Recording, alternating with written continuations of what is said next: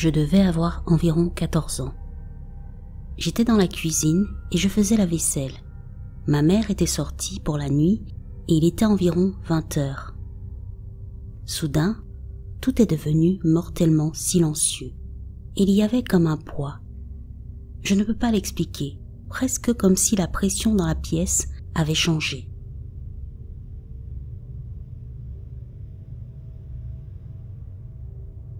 C'était étrange, il faisait vraiment froid dans la pièce. Puis, sans que je m'y attende, quelque chose a expiré fort dans mon oreille droite.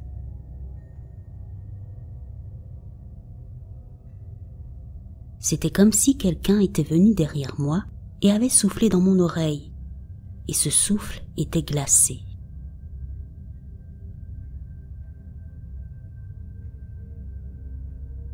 Brusquement, je me suis retournée et j'ai commencé à sangloter.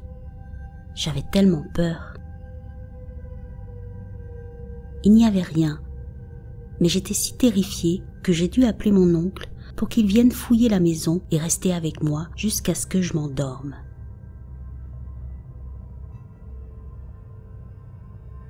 Il y a aussi une chose très étrange que j'ai découverte dans le mur de cette maison peu après cet incident. Une grosse touffe de cheveux noirs incrustés dans le plâtre du mur de la salle de stockage de l'étage.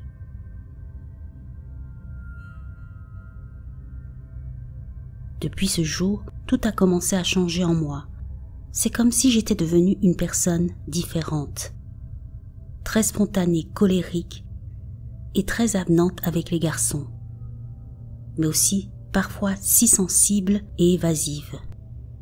Comme si j'étais deux personnes différentes à certains moments. Même mes amis me disent que je ne suis pas la même d'un jour à l'autre. Avant l'incident, j'étais sportive, calme, je lisais beaucoup et j'étais extrêmement timide avec les garçons.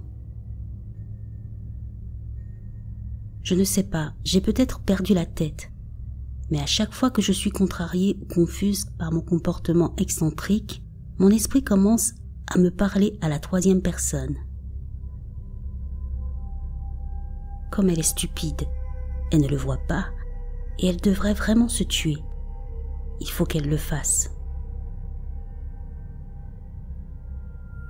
Jusqu'à ce jour, je n'arrive pas à comprendre ce qui s'est passé. Je ne crois pas du tout aux fantômes, mais je suis tellement troublée par ce qui m'est arrivé que cela semble être la seule explication.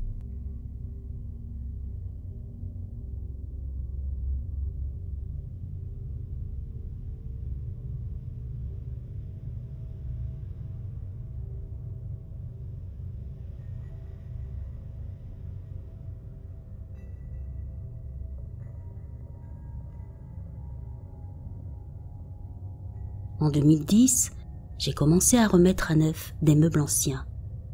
J'en faisais un commerce et j'adorais les belles trouvailles.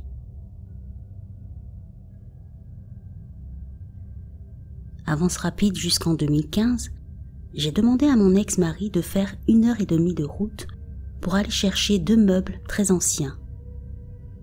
Je les ai achetés tous les deux pour $100. En général, je m'attaque directement à mes projets et je les termine dans les 24 à 72 heures, selon le degré de finition dont mes pièces ont besoin.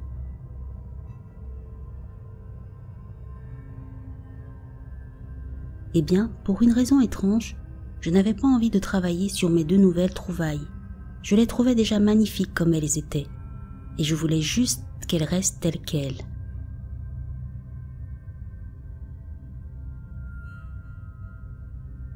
Après quelques semaines, j'ai commencé à devenir vraiment irritable, en colère, de mauvaise humeur, déprimée. Puis, j'ai arrêté de jouer avec ma fille.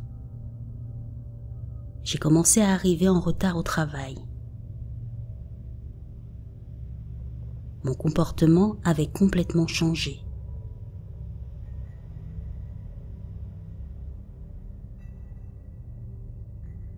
Ma fille, qui avait presque 3 ans à l'époque, a commencé à parler d'une dame en blanc qui se tenait dans le coin de sa chambre, la regardant fixement et qui s'asseyait parfois sur son lit.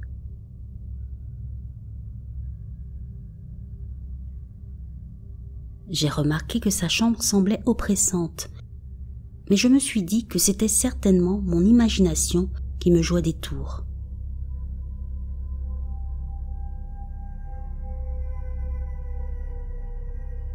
Une nuit, on frappa à notre chambre. C'était ma fille qui nous appelait. Mon ex a décidé de se lever pour lui ouvrir. Mais elle n'était pas là. Nous avons entendu sa porte claquer en même temps et nous avons vu son cintre frapper contre celle-ci.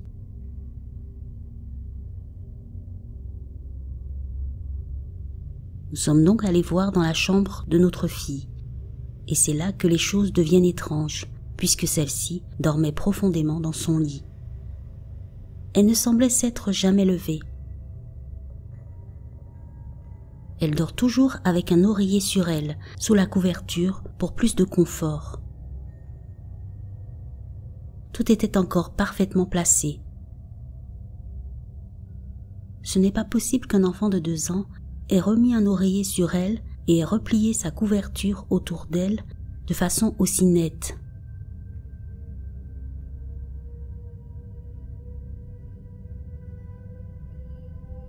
Bientôt, des choses étranges commencèrent à se produire.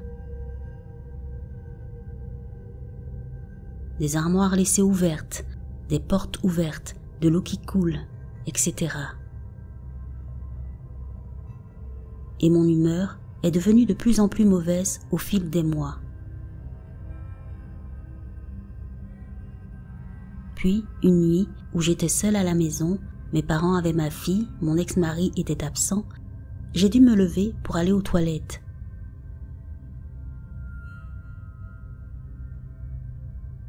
Je me dirige vers ma salle de bain, j'essaye d'allumer la lumière, elle ne s'allume pas. En sortant de la salle de bain, je vais vers la porte principale qui mène au salon, et là, une force sortie de nulle part me frappe, et brusquement, je m'évanouis. Je ne sais pas combien de temps je suis restée inconsciente, mais quand je me suis réveillée, ma gorge était douloureuse et meurtrie. Toutes les lumières, les ventilateurs, les appareils ménagers, la télévision, les robinets d'eau étaient allumés. Toutes mes armoires étaient ouvertes, tout. Et j'avais tellement peur que j'ai commencé à pleurer. Le lendemain, nous avons décidé de nous débarrasser des 2 meubles anciens. Après ça, rien ne s'est reproduit et ma fille a cessé de parler de la dame en blanc.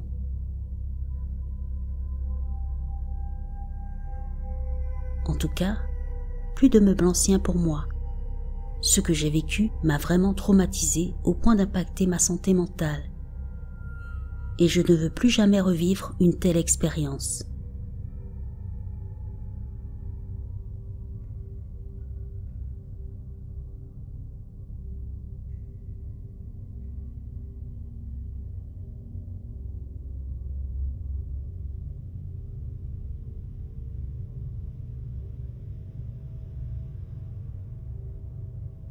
Un jour, j'ai reçu un appel de mon père.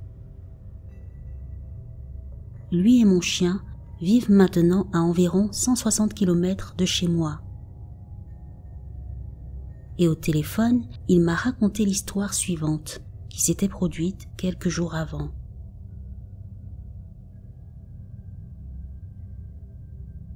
Une nuit, il s'est brusquement réveillé en entendant mon chien qui dormait seul dans la chambre voisine courir, comme s'il poursuivait quelque chose. Puis celui-ci a commencé à hurler étrangement.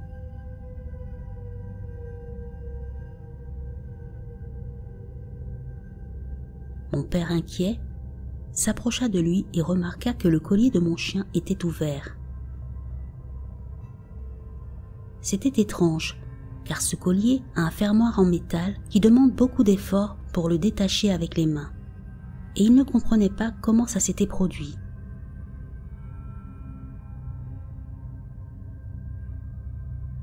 Là, dans le salon, mon chien était assis, immobile, le regard dans le vide. Soudain, mon père l'appela. Mon chien se mit à le regarder fixement.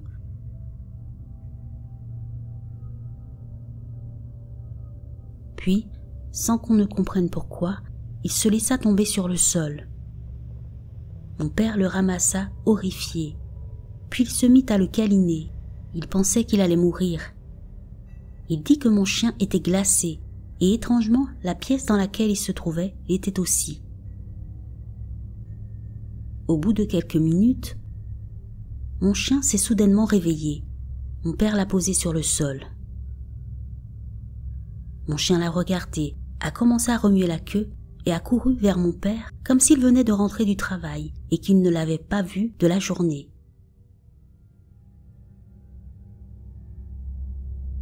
Mon père l'a emmené chez le vétérinaire le lendemain matin et ils ont dit qu'il avait l'air d'aller bien et qu'il n'y avait pas lieu de s'inquiéter.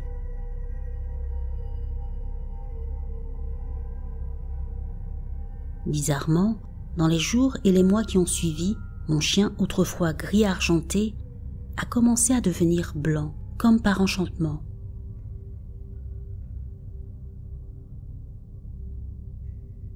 Nous n'avions aucune idée de ce qu'il fuyait ou chassait cette nuit-là. Pourquoi il hurlait? Comment son collier s'était détaché? Pourquoi lui et le salon étaient devenus glacés? Et pourquoi son pelage avait commencé à devenir blanc en quelques jours?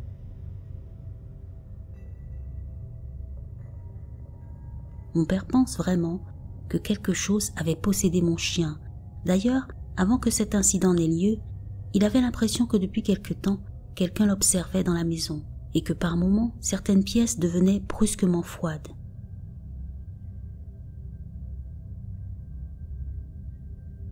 Je ne peux même pas expliquer à quel point cela ne lui ressemble pas. C'est un homme honnête et de plus, il ne s'intéresse pas du tout au paranormal. Ma première pensée était que mon père avait peut-être eu des hallucinations. Mais il est catégorique sur le fait que c'est arrivé.